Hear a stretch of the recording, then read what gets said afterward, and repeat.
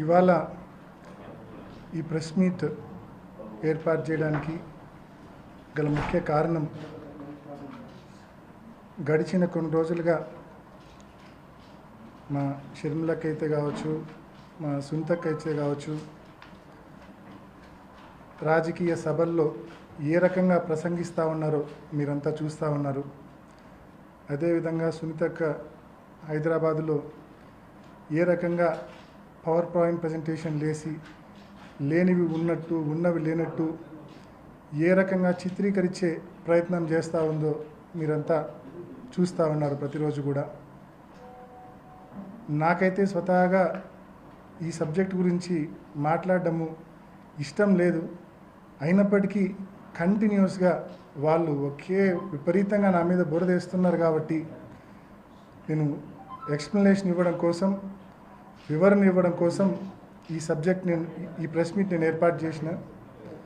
ముఖ్యంగా నేను గతంలో ఒక 4-5 పర్యాయాలు మాట్లాడిన ఈ కేసు విషయం మీద.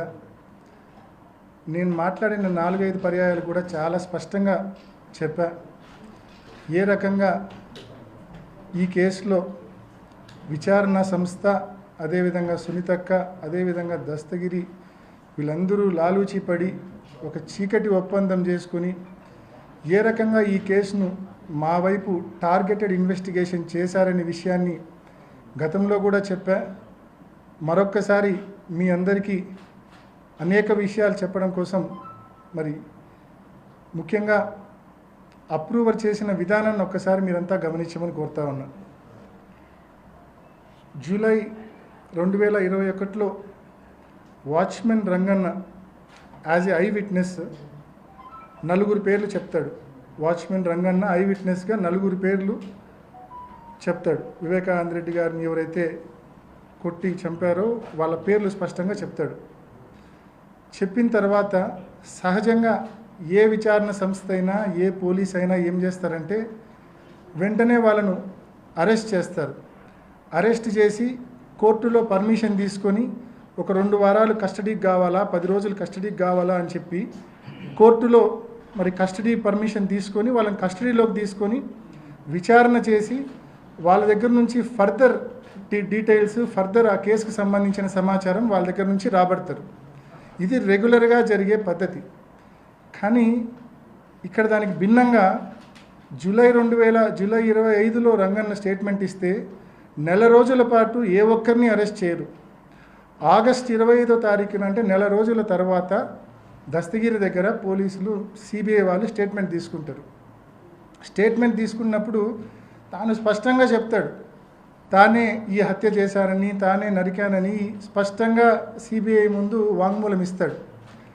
అయినా సిబిఐ అరెస్ట్ చేయదు. ఇంటికి పో బాబు అని ఇంటికి పంపిస్తుంది. మళ్ళా 2 రోజుల తర్వాత పిలుస్తారు. అంటే అక్టోబర్ వరకు అతను అరెస్టే చేయరు. అక్టోబర్ 2021 వరకు అరెస్టే చేయరు. అక్టోబర్లో అతను కోర్టులో యాంటిసిపేటరీ బెయిల్కి వేస్తాడు. కడప కోర్టులో యాంటిసిపేటరీ బెయిల్కు సిబిఐ నో అబ్జెక్షన్ ఇచ్చేస్తుంది. మాకు ఎటువంటి అభ్యంతరం లేదు అతనికి బెయిల్ ఇస్తే అని చెప్పి కోర్టులో కౌంటర్ వేస్తుంది. మరోపక్క అందరి బెయిల్లో అడ్డుకునే మా సునీతక్క అతని బెయిల్ని ఏమాత్రం అడ్డుకోదు.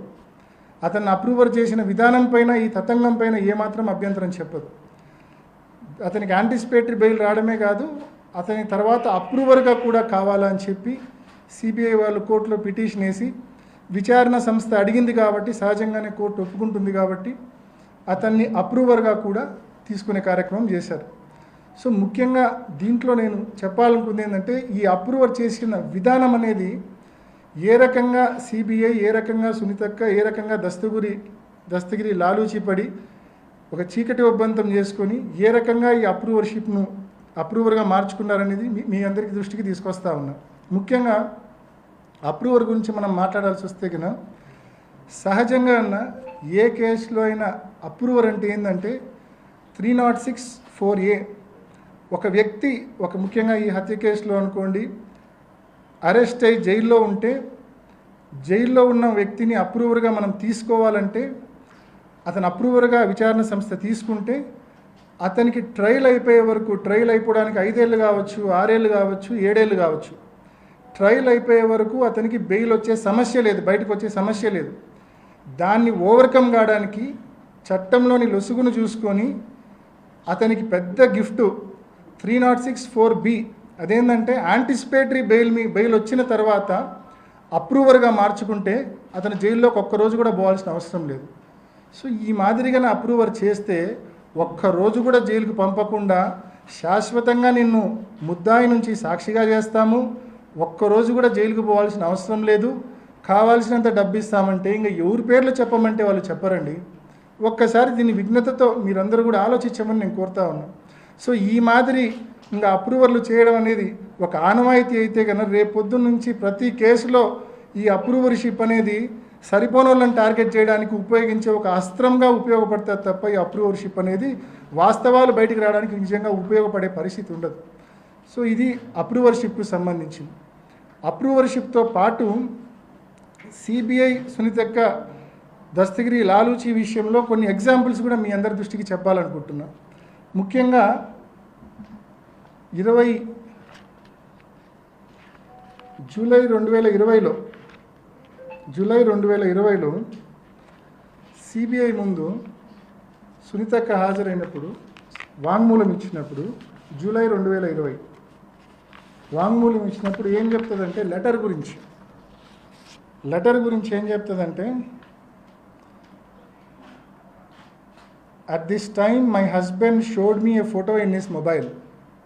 అంటే సునీతక్క భర్త రాజశేఖర్ ఫోన్లో photo చూపించాడంట. The said photo was purported letter written by my father and mentioning therein the name of Prasad driver as suspect killer. The said photograph was forwarded through Krishna Reddy to my husband. After this I got afraid and suspicious as well that it may have been a fabricated letter in order to put the blame on Prasad and that he may be killed if the letter comes out. అని ఆ letter గురించి లెటర్ను చూసినా అని చెప్తుంది, letter ఉందని తెలుసు అని చెప్తుంది, లెటర్ బయటకు వస్తే ఏమేమో అవుతాయని చెప్పి కూడా ఇంత డీటెయిల్డ్ ఎక్స్ప్లెనేషన్ ఇస్తుంది. ఇంకా కింద చాలా ఉంది చదువుకుంటా పోతే. ఆ తరువాత వెంటనే బహుశా ఎవరో చెప్పినట్టున్నారు సిబిఐలోనే, ఎవరైనా లాయర్లు చెప్పినారేమో, ఈ రకంగా స్టేట్మెంట్ ఇస్తే నీకు నష్టమమ్మా అని చెప్పారేమో. ఇమ్మీడియట్గా నెల రోజులు తిరగకముందే, ఇది జూలై 2020, 28 జూలై 2020, ఇది 27 ఆగస్ట్ 2020, కరెక్ట్గా నెల రోజుల వ్యవధిలో ఏమంటుంది, ఆ లెటర్ ఉన్న విషయమే నాకు తెలియదు, అంతా తూచ్, నాకు లెటర్ నేను చూడలే, లెటర్ గురించి నాకు తెలియదు, అంతా తూచ్, నేను లెటర్ను కేవలం రాహుల్ దేవ్ శర్మ పులివెందులకు రీచ్ అయినాక సాయంకాలం రాహుల్ దేవ్ శర్మ చూపిస్తేనే చూసినా తప్ప నాకు లెటర్ గురించి ఏమీ తెలియదని చెప్పి వెంటనే తప్పించుకుంటుంది. సిబిఐకి ఇచ్చిన వాంగ్మూలాలండి ఇవన్నీ కూడా. ఈజ్ దిస్ న్యాచురల్ జస్టిస్ అని నేను అడుగుతా ఉన్నా, సునీతక్కను అడుగుతా ఉన్నా, సిబిఐని కూడా అడుగుతా ఉన్నా. ఇది న్యాచురల్ జస్టిసా?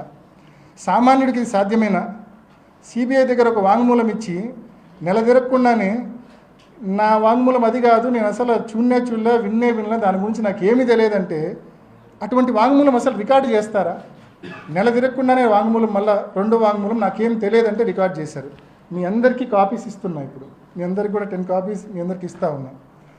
అండ్ అంటే ఈ మాదిరి దస్తగిరి కూడా ఇంకో నెల తర్వాత పోయి నాకేం సంబంధం లేదు అంటే అంతా తూచి నేను చెప్పింది అంటే అయిపోతుందా? తూచి అవుతుందా ఇది? అంటే ఏ రకంగా ఒక విచారణ సంస్థ, ఒక సునీతక్క, ఒక దస్తగిరి లాలూచి పెడితే ఏ రకంగా ఉంటుందనే దానికి ఇదొక ఉదాహరణ. ఇంకోటండి, ఆ వీడియో ఓపెన్ చేసాను, అంతకుముందు 4 minutes.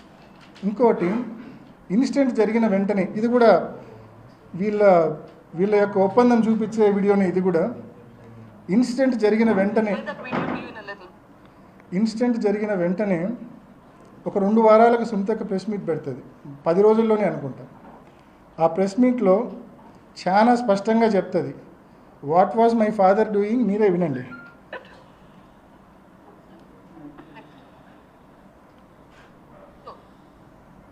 ఎందుకు ఇట్లా జరుగుతుంది? What exactly is happening behind the scenes? నాన్నగారు ఏం చేస్తున్నారు ఈ మధ్య కాలంలో? Is working very very hard. Last couple of months or years is been working extremely hard. ఏం పని చేస్తున్నారు? Is working.